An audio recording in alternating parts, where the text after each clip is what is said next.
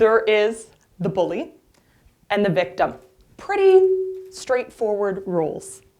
And then you have the bystander, which was this unique and spectacular role because the situation doesn't necessarily affect you on a personal level that you're witnessing, but you have the ability to choose to intervene and take action. And in that moment, you have power. But the truth of the matter is that many good-hearted, kind, caring people, when thrown into the position of a bystander, don't intervene and don't take action. Why is this? These people are kind, these people are caring. Why? As the founder of an organization that focuses on leadership development, I am absolutely fascinated by the idea of a bystander. And I think it's important for us to try to understand what is it that might make somebody a passive bystander so that we can choose to assume responsibility and take action when action is required. I want to share a story. On March 13th, 1964, a young woman named Kitty Genovese was sexually assaulted and brutally murdered in front of her apartment in New York City. The duration of this attack lasted for approximately a half an hour. And the building, the apartment building that Kitty lived in, was full of people at 3:15 a.m. in that morning.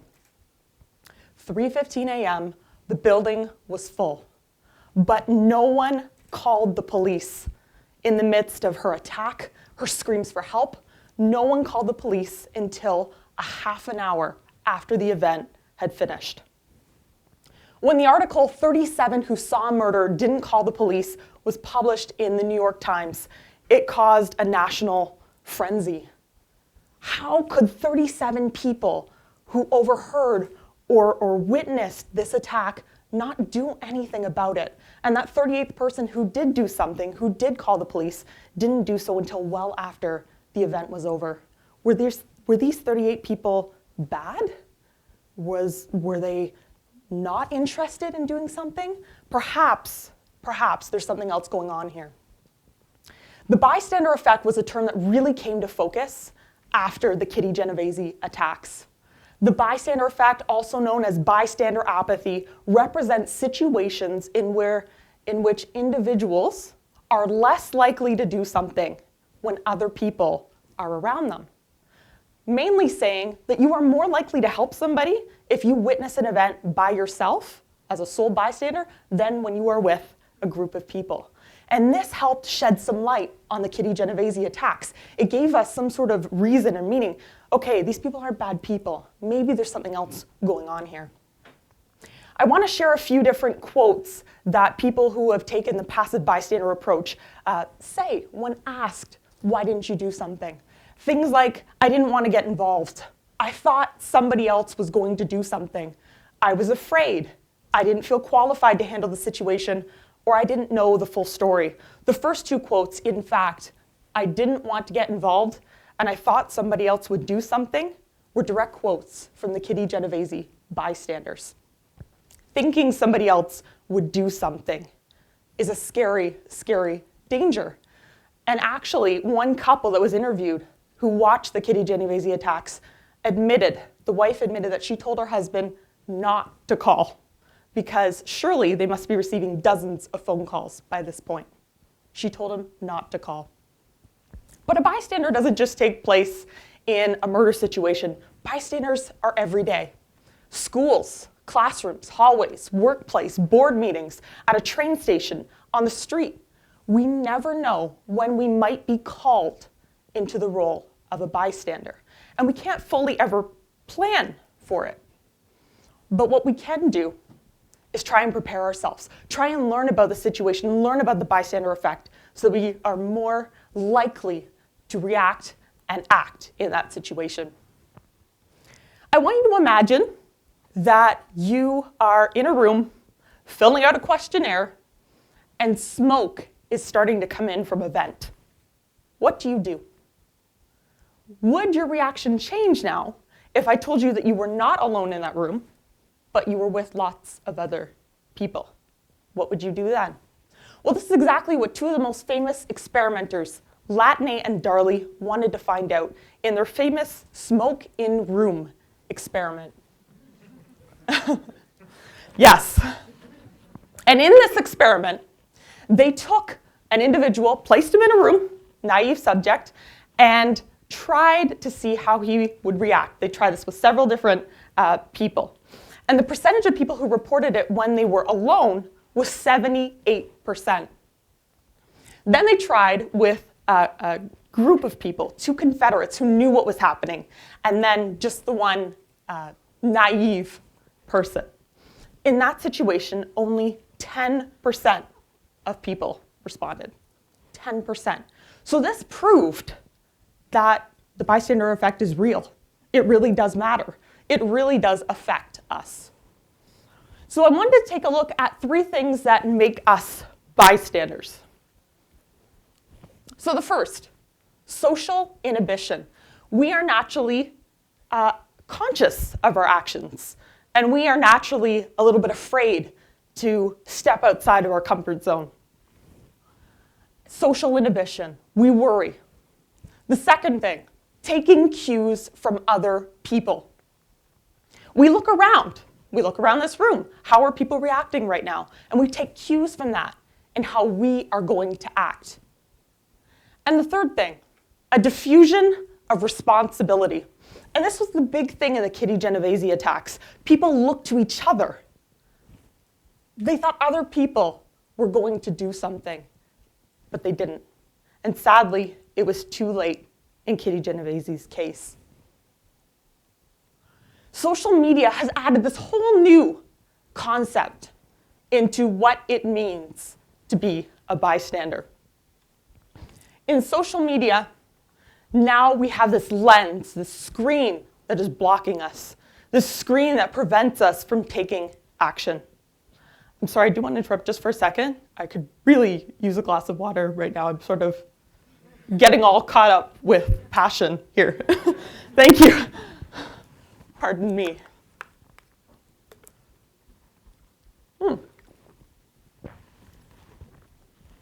Thank you very much. Sharing, guys, sharing. It's a beautiful thing. Okay, social media. Now with social media, we have this additional barrier, this additional lens that maybe is adding to our bystander effect. The term collectivism has really come to the forefront. Collectivism, meaning people liking photographs or thinking that they're taking social action, but does liking a photo about stop bullying, does that actually do anything to change it? Does that actually do anything to help it? We wonder. And then there's the video sensations. Taking live video snapshots of what's happening, posting it for the world to see. And in some cases, this really does help police solve problems. They get to see clues, they get to figure out things that, they wouldn't have seen otherwise. But by taking that picture, by taking that video, are we removing ourselves from the situation at hand? Are we preventing ourselves from actually acting in the moment? I chose to share this very disturbing image with extreme sympathy for the victim in this picture. This picture was taken by Kevin Carter, a photojournalist who took a trip to southern Sudan. And this now iconic photo is of a vulture ready to prey upon an emaciated Sudanese toddler. Now, the story goes that he stood there for 20 minutes waiting to see if the vulture would spread its wings to make for a more captivating shot, which it didn't, so he took this picture. He shooed the vulture away, and he left. When this picture was published in the New York Times, that night they received hundreds of phone calls and emails and people wondering, what happened to this girl? What happened to her? Did she live? Did she make it to the food station that she was so desperately trying to reach? And sadly, we don't know the answer. We don't know if she made it. Kevin Carter received much criticism for that non-act, for that passive bystander role. People said, why couldn't you help? Why, you took the picture, why couldn't you help her? But those photojournalists were told not to touch any of the Sudanese people for fear of transmitting disease. There was a rule. There was a fear. This was probably on his mind in the moment. The decisions that we make, the decisions in that bystander position. And sadly, 3 months after this photo was published, and it did go on to receive the Pulitzer Prize, but 3 months after it was published, Kevin Carter did commit suicide out of depression of the whole situation. This is a terrible example of a bystander who felt like maybe he was in a difficult position and took the passive approach. We have the picture. It drew attention to the terrible circumstances in Sudan, but what about that poor little girl? What happened for her? How could her fate have been changed? So what happens when we take action? This, for me, is the most important part. So we know, we learn, we hear about the bystander effect, but what can we actually do, and what actually happens when we take action? So I want to share 2 quick examples of positive stories where a bystander does stand up and does intervene. Philadelphia airport case. A woman in the airport going up the elevator, goes to press up, she opens it up, and on the floor is a young man lying down, face down, not moving, not breathing. So she quickly, instinctively calls 911, asks the dispatcher, should I start performing CPR? Which she is told that yes, she should do. Another bystander runs in, helps flip the victim over, and for the next 15 minutes, she delivers 100 compressions per minute and continues and continues and gets help from the dispatcher and encouragement from the dispatcher until the ambulance arrives. And when that ambulance arrives, the man is taken, given lots of medical treatment, and 14 days later, that man not only survives the incident, but he walks away full health, thanks to that one bystander who stood up and intervened. The second example of a positive impact is the Pink Shirt Day. Pink Shirt Day is now famous in many schools. Many Canadian schools have this anti-bullying Pink Shirt Day, founded by 2 young boys who saw a grade 9 boy being bullied. And they saw him being bullied because he was wearing a pink t-shirt. So what did they do? That night, they went to a thrift shop, purchased pink t-shirts for every single male, every single boy in their school. And the next morning, they were in the front foyer handing them out to all the boys who participated and wanted to catch on. And when that bully walked in the front door, a clear message was sent. Bullying was not going to be tolerated here. Bullying was not acceptable. A powerful message. Just again, an innocent bystander who really this wasn't their problem, but they chose to take action and intervene. How about that water again? Thank you very much. All right. Thank you. My next TED Talk will be on hydration before speaking.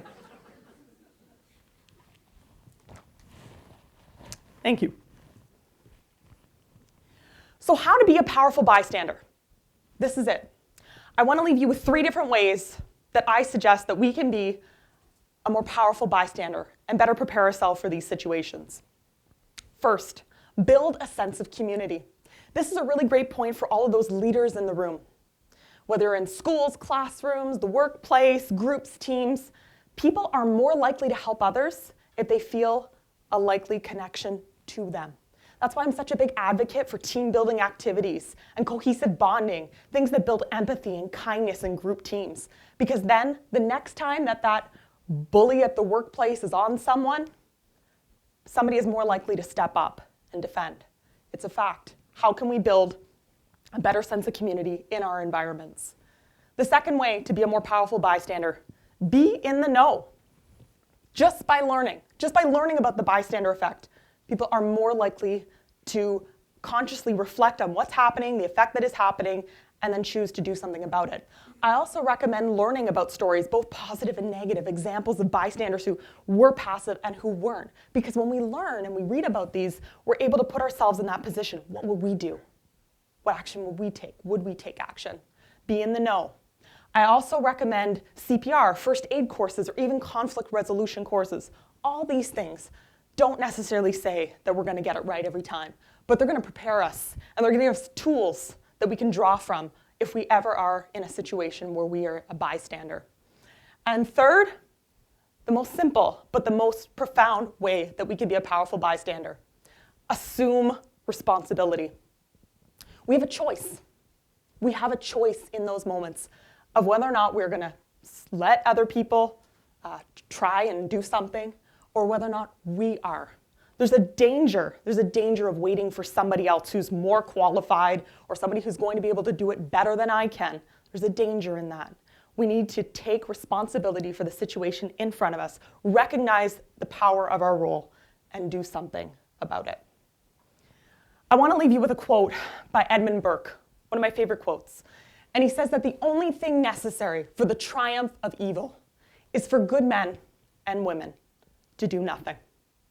If we do not intervene in a situation that we are witnessing, one thing's for sure, it's not going to change. It is what it is. It's going to happen the way that it's going to happen. But if we take a moment, decide that, you know what, I'm going to take responsibility for this situation and choose to act, there is a chance that we will change that situation for the better. And that choice is powerful. Thank you very much.